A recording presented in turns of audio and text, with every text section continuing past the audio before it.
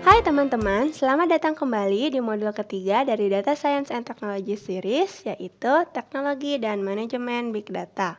Di bagian sebelumnya, kita telah belajar tentang cluster dan nodes. Nah, di bagian ini kita akan melanjutkan mengenai HDFS dan MapReduce. Sudah siap? Mari kita mulai. Seperti yang sudah saya ceritakan sebelumnya, dua komponen utama dari Hadoop adalah Hadoop Distributed File System atau HDFS dan MapReduce. HDFS ini seperti sejarahnya terinspirasi dari GFS atau Google File System. Dan tujuan dari HDFS adalah untuk ngurusin storage atau penyimpanan data. Data ini bisa berupa macam-macam files. Bagaimana dengan MapReduce? Nah, MapReduce ini terinspirasi dari MapReduce algoritma yang dibuat oleh Google. Tujuannya adalah untuk ngurusin data processing-nya. Jadi kalau HDFS untuk storage-nya, MapReduce untuk processing. Bagaimana cara kerja Hadoop? Seperti video yang sudah ditunjukkan di bagian sebelumnya, kita mengenal konsep master dan slave. Jadi, di sini kita bisa lihat bahwa kita memiliki master dan kemudian slave. Master ini terdiri dari komputer. Komputer ini ada yang namanya Nimnode, kemudian ada yang namanya job tracker. Kemudian di slave kita juga memiliki nodes yang lebih banyak. Jadi kalau master mungkin hanya 1 atau 2, nah slave ini bisa sebanyak mungkin.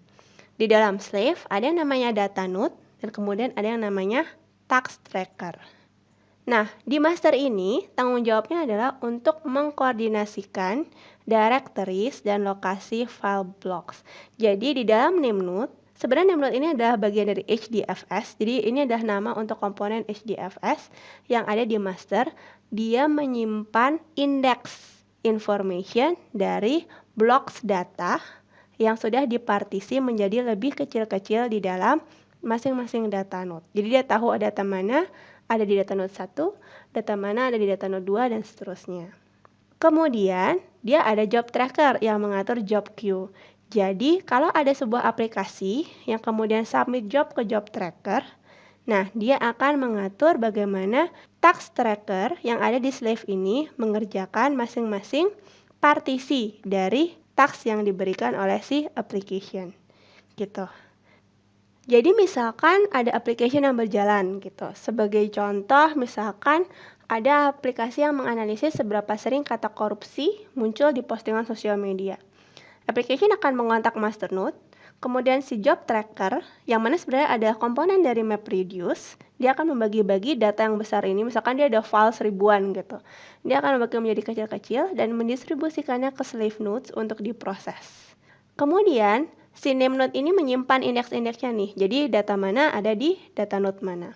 Setelah jobnya selesai, master node akan memberikan info ke si application. Jadi application bisa tahu, oh oke, kalau saya mau result yang ini di data node sekian, result yang itu ada di data node sekian gitu.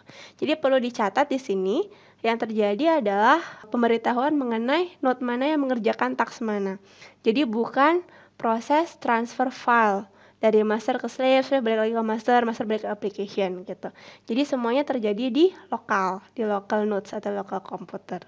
Dan yang enaknya adalah untuk setiap data ada kopinya di node lain. By default ada 3 copies. Jadi bagaimana kalau failure terjadi? Gampang, kita bisa mengontak data node yang lain untuk memberikan datanya.